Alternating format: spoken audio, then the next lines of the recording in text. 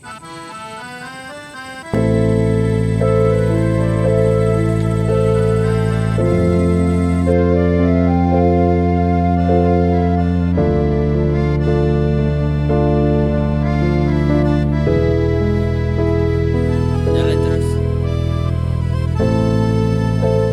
gagal, jagung ditugal, membuka teratak di tanah pulau, daerah tertinggal, kampung tertinggal, kedua-dua banyak di Riau. Pedih disengat, lebah tunggal, jari membiru, bengkak bernanah, sedih melihat daerah tertinggal dari dahulu tidak berubah. Patah penugal, kulit melepuh, lahan terbuka dilanyak beruk, daerah tertinggal sulit ditempuh, jalan yang ada tidaklah elok.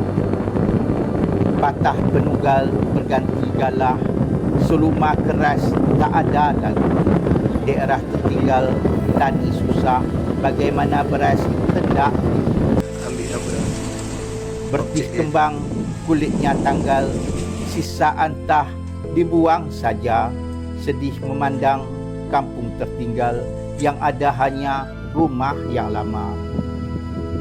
Anak geranap dikepung buntal, larilah ikan masuk ke sungai. Banyak penyebab kampung tertinggal cari jalan untuk menyelesai.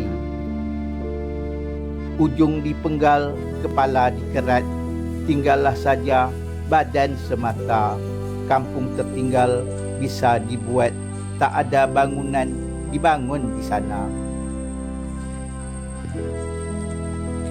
Meraung sengal, terluka kaki, terpijak paku di atas tangga.